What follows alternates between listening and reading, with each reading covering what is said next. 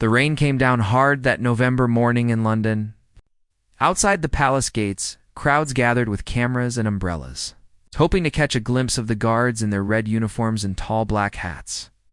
But one guard stood perfectly still, his eyes fixed on something no one else had noticed yet. His name was Thomas Harding. 28 years old? 6 years of service. A man trained never to break position, never to speak, never to show emotion. But on that cold morning, everything he believed in was about to be tested. The first scream came from the left side of the crowd. Thomas's eyes shifted slightly. A woman was pointing at the road. A small body lay motionless on the wet pavement. Brown fur. A leather collar. Blood mixing with rainwater. A dog had been hit by a delivery van. The van didn't stop. It disappeared around the corner, leaving the animal behind. Tourists gasped and covered their mouths. Children started crying, but no one moved to help. They just stood there, filming with their phones, waiting for someone else to do something. Thomas felt his chest tighten. He had grown up with dogs. His childhood companion, a golden retriever named Biscuit, had saved him from loneliness after his father passed away. He remembered how Biscuit would rest his head on Thomas's lap when he cried, how those warm brown eyes seemed to understand everything. And now, another dog was dying in the street. Alone, in pain, but Thomas was a royal guard. The rules were absolute. Do not move. Do not speak. Do not break formation. These weren't suggestions. They were orders drilled into him through months of grueling training. Breaking them meant punishment. Maybe even discharge. The dog whimpered. A soft, the desperate sound that cut through the rain and the noise of the crowd. If you're watching this story and you feel something stirring in your heart, hit that subscribe button, because what happens next will restore your faith in humanity. Thomas's commander stood 30 feet away, watching the gates. His face was stone, his posture perfect. If Thomas moved, Commander would see it immediately. The dog tried to lift its head, failed. Its breathing came in short. Painful gasps. A little girl in a yellow raincoat broke free from her mother's hand. She ran toward the animal. Her mother screamed and chased after her, pulling her back just before she reached the road. The girl was sobbing now, reaching out with small hands. "Please, someone help him." The mother shouted to the crowd. No one moved. Thomas closed his eyes for just a second. In that darkness, he saw Biscuit again. Remembered the day they had to put him down. How Thomas had held him until the very end, whispering that he was a good boy, that he wasn't alone. He opened his eyes. The dog's breathing was getting weaker. Thomas made his decision. He took one step forward, then another. His heavy black boots splashed through puddles as he left his post. The crowd went silent. Phones turned toward him. The commander's head snapped in his direction. Thomas didn't stop. He couldn't stop. He reached the dog and knelt down in the middle of the street, his pristine uniform soaking up rain and dirt. The animal looked up at him with fading eyes. Thomas carefully removed his white gloves and placed his hands on the dog's side, feeling for breath, for heartbeat, for any sign of hope. "You're not alone," he whispered. "I've got you." Behind him, the commander was moving through the crowd, his face dark with fury. But Thomas didn't care about that anymore. He cared about the small, life trembling beneath his hands. The dog's eyes were glazing over. Thomas could feel its heartbeat growing irregular beneath his palm. He had minutes, maybe less. Call an ambulance. Someone shouted from the crowd. "It's just a dog," another voice replied, cold, dismissive. Thomas ignored them all. He gently slid his arms beneath the animal's body, cradling it like a child. The dog whimpered again, but didn't struggle. It seemed to understand that Thomas was trying to help. "Guardsman Harding." The commander's voice cut through the air like a knife. "Commander Phillips." A man who had served for 23 years, a man who valued discipline above all else. Thomas stood slowly, the dog trembling in his arms. He turned to face his superior officer. Phillips's face was red with rage. His jaw was clenched so tight it looked painful. The crowd had formed a circle around them now, everyone watching, everyone filming. This moment would be uploaded to the internet within minutes. "Return to your post immediately," Philip said through gritted teeth. "That is a direct order." Thomas looked down at the dog. Its breathing was shallow. Blood dripped from its mouth onto Thomas's uniform, staining the red fabric darker. "I can't do that, sir," Thomas said quietly. The crowd gasped. A royal guard had spoken. On duty, in uniform. In direct defiance of an order, Philip stepped closer. His voice dropped to a harsh whisper. "You know what you're throwing away? 6 years of service. Your career. Your pension. Everything. For a stray animal?" Thomas met his commander's eyes. "It's not just an animal, sir. It's a life. It's a dog, Harding. So was Biscuit." Phillips's expression flickered. Just for a second. He knew about Biscuit. Every soldier in the unit knew the story. How Thomas had found comfort in that dog after losing his father. How Biscuit had given him a reason to keep going when grief threatened to swallow him whole. But Phillips's face hardened again. "Your personal feelings are irrelevant. Return to your post or face disciplinary action." The little girl in the yellow raincoat pushed forward again. Her mother tried to hold her back, but the child was determined. She stood between Thomas and Phillips, looking up at the commander with tear-filled eyes. "Please don't be mean to him," she said, her voice small but brave. "He's being a hero." Phillips looked down at the child, then at Thomas, then at the hundreds of phones pointed in their direction. The whole world was watching now. Whatever decision he made would define him forever. Thomas didn't wait for an answer. He turned and started walking toward the palace gate. Not to his post. Toward the guard station where they kept a first aid kit and emergency supplies. "Harding, if you take another step, then do what you have to do, sir." Thomas kept walking. His heart pounded in his chest. He was ending his career with every step, throwing away years of dedication and sacrifice. But the dog's heartbeat was still there, weak but present. Tapping against his chest like a desperate prayer, he reached the guard station and kicked the door open. Inside, 2 younger guards jumped to attention. They stared at him in shock. At the blood on his uniform, at the dying animal in his arms. "Get the first aid kit," Thomas ordered. Now one of them hesitated.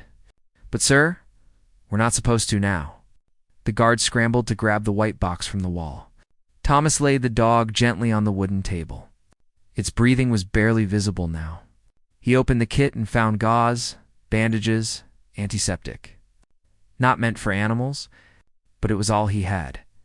His hands moved quickly, applying pressure to the worst wounds, wrapping the dog's broken leg, cleaning the blood from its face. The animal's eyes followed his movements, still conscious, still aware. "Stay with me," Thomas whispered. "Please stay with me." Outside, the crowd had grown larger. News vans were arriving. Reporters were setting up cameras. The story was spreading fast. Royal Guard abandons post to save dying dog. It was the kind of headline that would travel around the world in hours. Phillips appeared in the doorway. He stood there silently, watching Thomas work. His expression was unreadable now. Thomas didn't look up. He kept his focus on the dog, on keeping it alive long enough to get real help. "There's a veterinary clinic 3 blocks from here," Philip said finally. His voice was different now, softer. "Dr. Sarah Chen. She's good. Very good." Thomas's hands paused. He looked up at his commander. Philip stepped into the room and pulled out his personal phone. "I'm calling her now. She'll meet us there in 10 minutes. Thomas felt something crack inside his chest. Relief, gratitude, hope. "Thank you, sir." Phillips nodded once. "But after this, Harding, we're going to have a very long conversation about your future with the Royal Guard." "I understand, sir."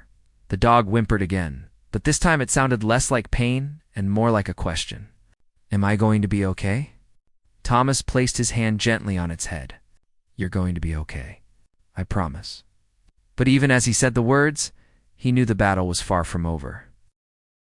The veterinary clinic smelled like antiseptic and hope. Dr. Sarah Chen met them at the door, her dark hair pulled back in a tight ponytail, her eyes already assessing the situation.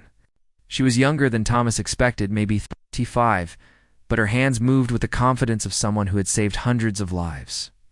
"In here," she said, pushing open the door to an examination room. "Lay him on the table." Thomas placed the dog down as gently as he could. The animal's breathing had stabilized slightly during the short drive, but it was still in critical condition. Dr. Chen's assistant, a young man with kind eyes, immediately began hooking up monitors and preparing equipment. Dr. Chen asked, her hands already examining the dog's injuries. "Hit by a van," Thomas said. "Maybe 20 minutes ago." "I stopped the bleeding as best I could, but you did well," she interrupted, checking the dog's pupils with a small flashlight. "You probably saved his life by acting fast." The heart monitor beeped steadily. Slow, but steady. Dr. Chen looked at the assistant. "Prep for surgery. We've got internal bleeding, a fractured leg, and possible head trauma. This is going to take a while." The assistant nodded and began moving around the room with practiced efficiency. Thomas stepped back. His uniform still covered in blood and rain. He suddenly felt useless. Out of place. For the first time since leaving his post, he allowed himself to think about what he had done. His career was over. He knew that. Even with Phillips's unexpected help, there would be consequences. The military didn't forgive breaches of protocol. It didn't matter that people were calling him a hero online. It didn't matter that the little girl had called him brave. Rules were rules. Phillips stood in the doorway, his phone pressed to his ear. He was speaking in low tones, probably to someone at headquarters, explaining the situation. "Doing damage control? Does he have an owner?" Dr. Chen asked, examining the leather collar around the dog's neck. Thomas moved closer. He hadn't thought to check. The collar was old and worn, but there was a small metal tag attached. He leaned in to read it. Maxie read aloud. The name was engraved in simple letters. Below it, a phone number. Dr. Chen's assistant carefully cleaned the tag and took a photo. "I'll try calling," he said, stepping out of the room. Thomas looked down at Max. The dog's eyes were closed now, his body relaxed under sedation. He looked peaceful, like he was just sleeping. Like he might wake up any moment and wag his tail and everything would be okay. But Thomas had seen enough injuries to know it wasn't that simple.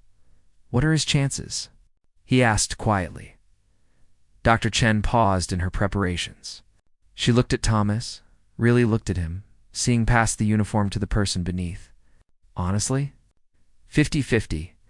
The next few hours will tell us everything. But I've seen animals survive worse. 50-50. A coin flip. Heads, he lives. Tails, he doesn't." Thomas felt his throat tighten. He had risked everything for a 50% chance. "I need you both to wait outside," Dr. Chen said, not unkindly. "I'll update you as soon as I can." Phillips touched Thomas's shoulder, guiding him out of the room. They sat in the small waiting area. Plastic chairs, outdated magazines, a water cooler in the corner. Through the window, Thomas could see reporters gathering on the street outside. The story had grown legs. "You know you're all over the internet, right?" Phillips said after a long silence. Thomas nodded. "I figured. They're calling you the compassionate guard, the hero of London. Some American celebrity just shared the video. It has 12 million views, 12 million people watching him break protocol. 12 million people seeing him choose a dog over duty? And headquarters?" Thomas asked. Phillips was quiet for a moment. "They want you suspended pending investigation. Standard procedure." Thomas nodded slowly. He had expected it. "I understand, sir." But Phillips continued and Thomas looked up. "The Prime Minister's office called." "So did the royal family's press secretary. They want to speak with you, the Prime Minister?" "Apparently, the public response is overwhelmingly positive. People are calling for you to be commended, not punished. There's already a petition with over 100,000 signatures demanding that you keep your position." Thomas didn't know what to say. He had been prepared for the end of his career. He hadn't been prepared for this. The assistant emerged from the back room, his phone in his hand. His expression was complicated, sad and angry at the same time. "I reached the owner," he said quietly. "Or rather, the former owner. Former. Thomas stood up. The man on that phone number said he dumped Max 3 weeks ago. He said the dog was too old, too expensive to care for. He told me. The assistant's voice hardened. He told me to put the dog down if we found him because he wasn't worth saving. The words hung in the air like poison. Thomas felt rage bloom hot in his chest. Pure, white-hot fury. Someone had thrown Max away, had abandoned him to die on the streets. And even now, even after Max had fought so hard to survive, that person wanted him dead. "What's the man's name?" Thomas asked, his voice dangerously quiet. The assistant looked at Phillips, certain if he should answer. Phillips stood up, his command presence filling the small waiting room. "Give Guardsman Harding the information." The assistant wrote down a name and address on a piece of paper. David Morrison, a house in North London. Thomas took the paper and folded it carefully. He didn't know what he was going to do with it yet. But he knew one thing, with absolute certainty: Max was worth saving. Max was worth everything, and the person who had thrown him away needed to answer for that. The surgery took 4 hours. For hours of Thomas sitting in that plastic chair, staring at the clock on the wall, watching the second hand make endless circles. For hours of wondering if Max would pull through. 4 hours of his phone buzzing constantly with messages from people he barely knew, all wanting to know about the dog. Phillips had left after the first hour, called back to headquarters for meetings. Before he went, he placed a hand on Thomas's shoulder. "Whatever happens next," Phillips said, "you did the right thing. Don't let anyone tell you different." Thomas nodded, unable to speak past the lump in his throat. Now he sat alone. The assistant had brought him tea. It had gone cold in his hands. When Dr. Chen finally emerged, still wearing her surgical gown, Thomas shot to his feet. Her face was tired but unreadable. "He made it through surgery," she said, and Thomas felt his knees go weak with relief. "The internal bleeding is stopped. We repaired what we could. His leg will heal, though he'll probably have a limp.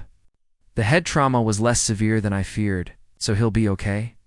He'll live.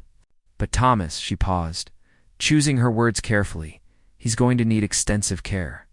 Physical therapy for the leg, medications, follow-up surgeries possibly, and he'll need someone who can give him the attention and love he deserves. Someone who won't give up on him." Thomas understood what she was asking. "I'll take him. When he's ready, I'll take him home." Dr. Chen smiled, really smiled, for the first time since they'd arrived. "I was hoping you'd say that. You can see him now if you want. He's still sedated, but he's stable." Thomas followed her to the recovery room. Max lay on a soft blanket, bandages covering much of his small body. And the fourth drip fed into his leg. His chest rose and fell in a steady rhythm. Thomas pulled up a chair and sat beside him. He placed his hand gently on Max's head, careful not to disturb any of the medical equipment. "You're safe now," he whispered. "No one's going to hurt you again. I promise." Max's ear twitched slightly at the sound of his voice. Dr. Chen watched from the doorway. "The press is outside. They want a statement." Thomas shook his head. "I'm not leaving him. I'll tell them you're staying with Max. They'll like that." She hesitated. "For what it's worth, what you did today mattered. Not just to Max, to everyone watching. You reminded people that compassion still exists in this world." After she left, Thomas sat in the quiet recovery room, his hand resting on Max's warm fur, and let himself finally feel everything. The fear, the anger, the overwhelming relief. His phone buzzed again. This time it was a text from his mother. "Saw what you did. Your father would be so proud. I'm proud. Come home when you can." Thomas felt tears prick his eyes. His father had been a royal guard too, a man of rigid discipline and unwavering duty. But Thomas remembered something else about him. Remembered how his father would secretly feed stray cats behind the barracks.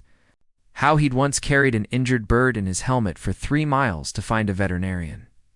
Maybe breaking the rules to save a life wasn't breaking them at all. Maybe it was honoring something deeper than protocol. The next morning, Thomas woke up in the chair beside Max's bed. His neck was stiff, and his uniform was ruined, but Max was awake. The dog's brown eyes were clearer now, more alert.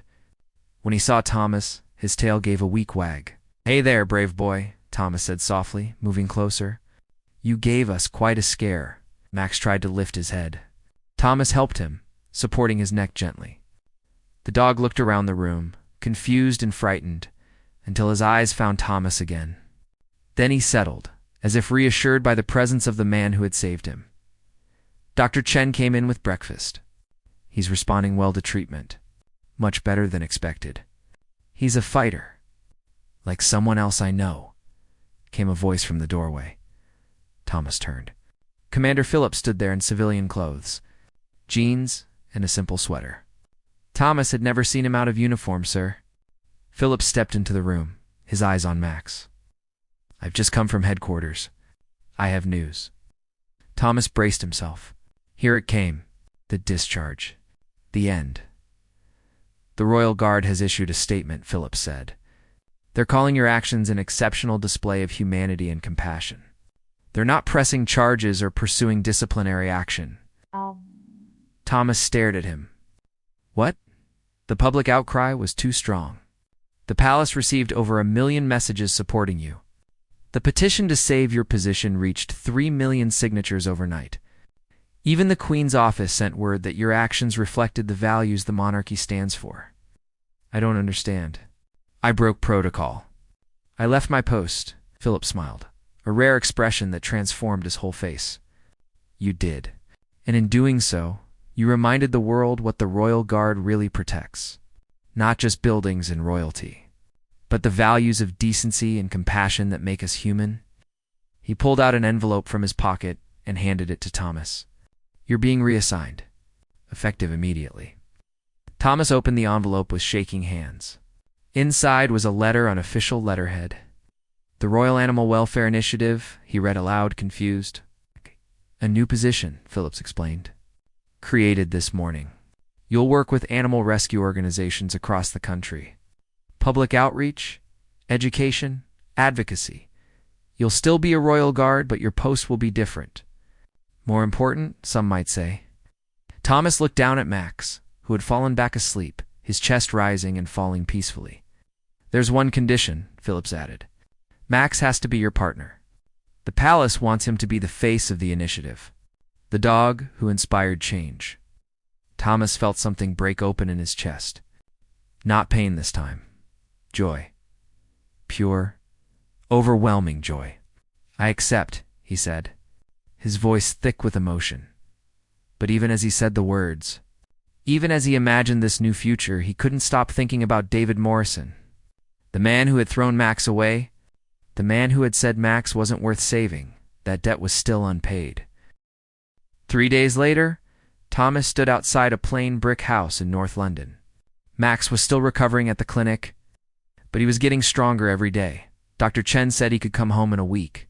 But first, Thomas had something to do. He knocked on the door, firm, deliberate. Knock of someone who wouldn't be ignored. A man opened it after a long pause. Mid-40s, unshaven. Beer bottle in his hand, even though it was barely noon. This was David Morrison. Morrison's eyes widened when he recognized Thomas. Everyone in the country knew his face now. The compassionate guard. The man who had saved Max, Morrison said, his voice a mix of surprise and defensiveness. "My name is Thomas Harding," Thomas said calmly. "I believe you know why I'm here." Morrison's face flushed red. "Look, I don't know what you want, but I had every right to get rid of that dog. He was mine. Old and useless. Cost me a fortune in vet bills." Thomas felt his jaw clench, but he kept his voice level. "You dumped him on the street. You let him starve. You told the clinic to put him down even after he fought to survive. So what? It's just a dog. It's just a dog." Those words again. The same words Commander Phillips had used. But Morrison said them with cruelty. With contempt, Thomas took a step forward. Morrison instinctively stepped back. "Max trusted you," Thomas said. "He lived with you for 8 years. 8 years of loyalty. And you repaid that by throwing him away like garbage?" "I didn't break any laws," Morrison said, but his voice was weaker now. "You can't touch me. You're right, Thomas said. I can't. But I wanted to see you face to face. I wanted to look into the eyes of someone who could abandon a living creature and feel nothing. Morrison tried to summon bravado. Yeah, and what do you see? Emptiness, Thomas said simply. You have no idea what you threw away. Max has more loyalty and courage in his broken little body than you'll ever have. Morrison's face twisted.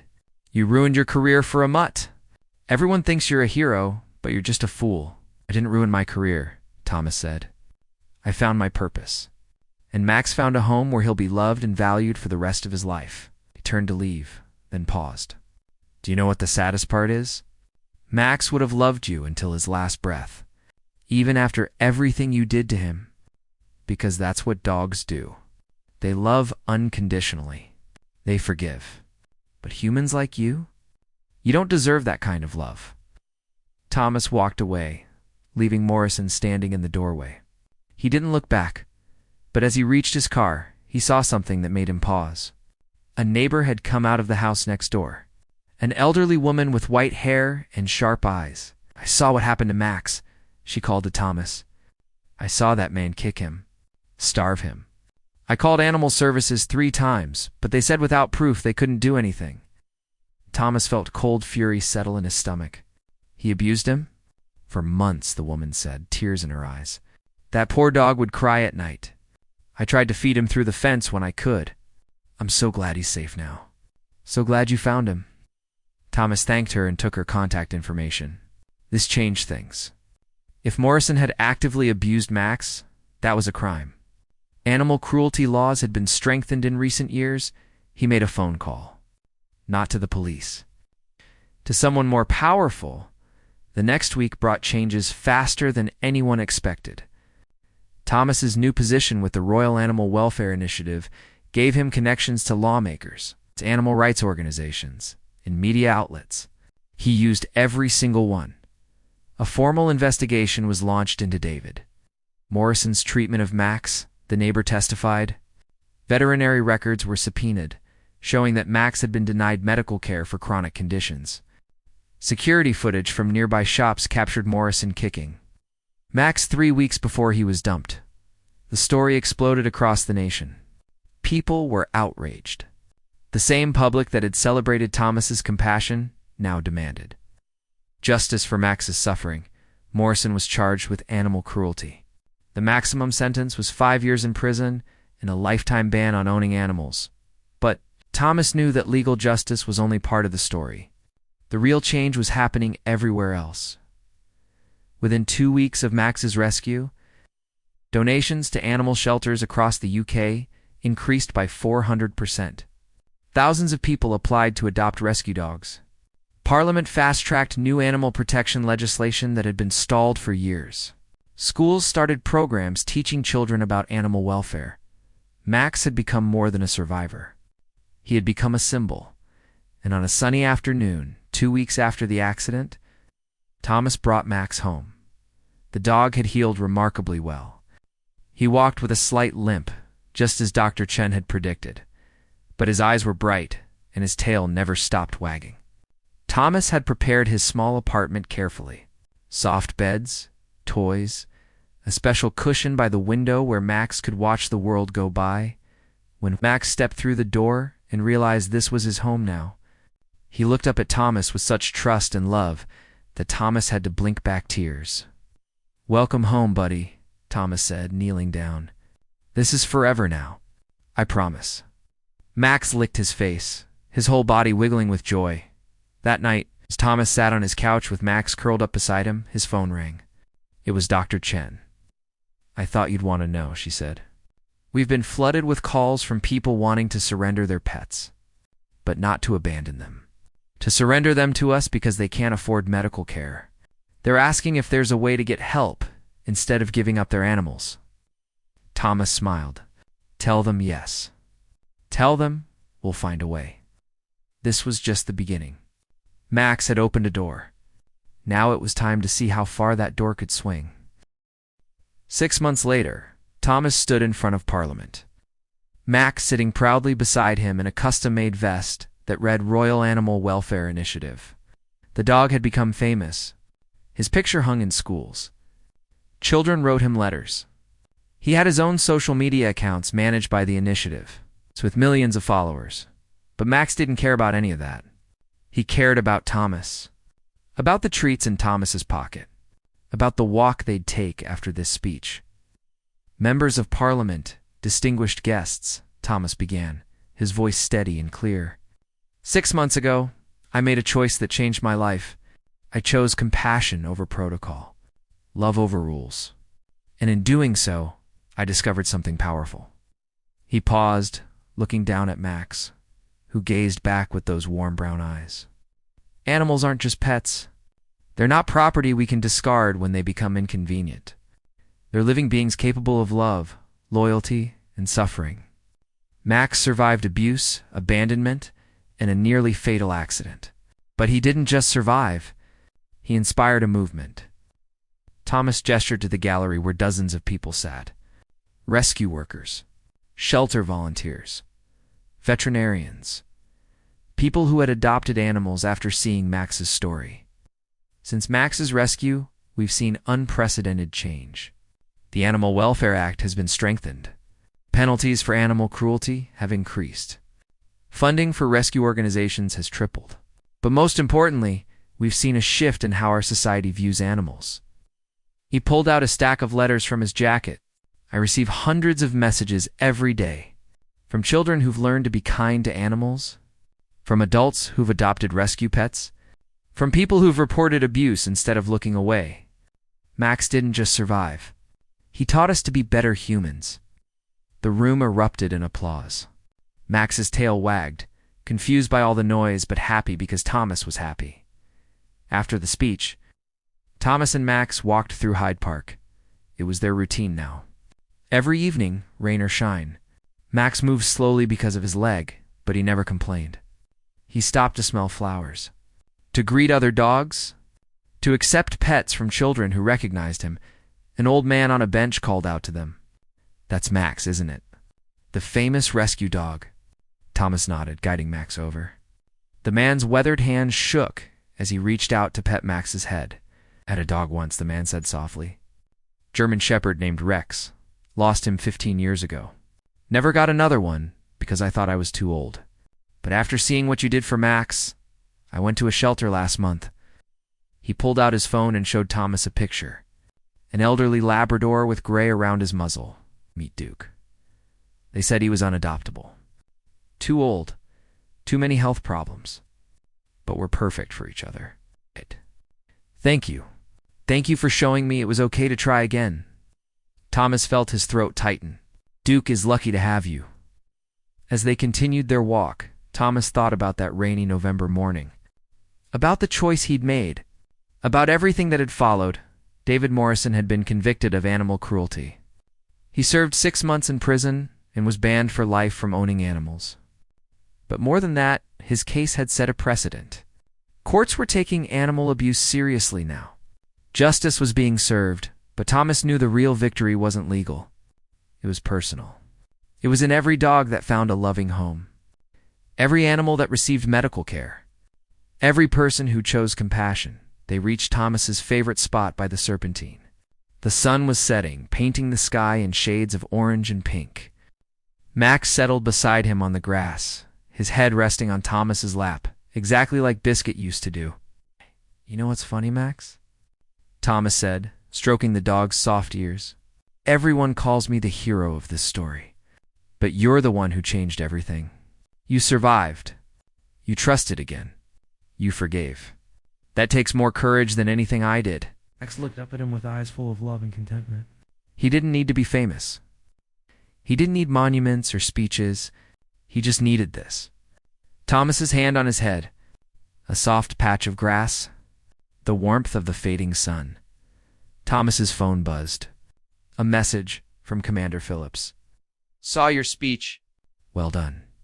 Your father would be proud." "I'm proud." "You found your calling, Harding?" Thomas smiled and put the phone away. He had found his calling. But more than that, he had found something he'd been missing since Biscuit died.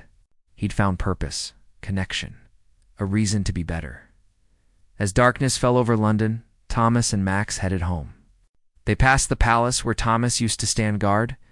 A new group of soldiers stood at attention now, their faces stern, their postures perfect. One of them, young guard Thomas didn't recognize, caught his eye. The guard's gaze flickered to Max, then back to Thomas. And then, so subtle that most people would miss it, the guard smiled. Just a small smile. An acknowledgement. A promise, if the moment came. If a choice had to be made, that guard would choose compassion too. Thomas nodded back, a silent understanding passing between them. This was the legacy. Not just Max's survival, but the ripple effect of kindness spreading outward, touching lives, changing hearts, creating a world where compassion wasn't weakness, but strength. At home, Thomas prepared Max's dinner, while the dog watched eagerly from his favorite cushion. After eating, Max curled up on the couch beside Thomas, his head on Thomas's chest, his breathing slow and peaceful. Thomas ran his hand along Max's back, feeling the scars beneath the fur. Evidence of everything this brave little dog had survived. Evidence that broken things could heal, that abandoned things could be cherished, that endings could become beginnings. "I love you, Max," Thomas whispered into the quiet apartment. Max's tail thumped once against the couch cushion. That was answer enough. Outside, rain began to fall, soft and gentle this time. Not the harsh rain of that November morning, but a cleansing rain. A promise of new growth. Thomas closed his eyes, Max warm and safe in his arms, and felt at peace. He had saved Max's life that rainy morning. But in truth, Max had saved his too, had reminded him what mattered, had shown him that sometimes the bravest thing you can do is care, even when it costs you everything, even when the rules say no, even when the world tells you it's just a dog, because it's never just a dog. It's loyalty. It's love. It's the belief that every life has value, that compassion is always worth fighting for. That was Max's gift to the world. And Thomas would spend the rest of his life honoring it.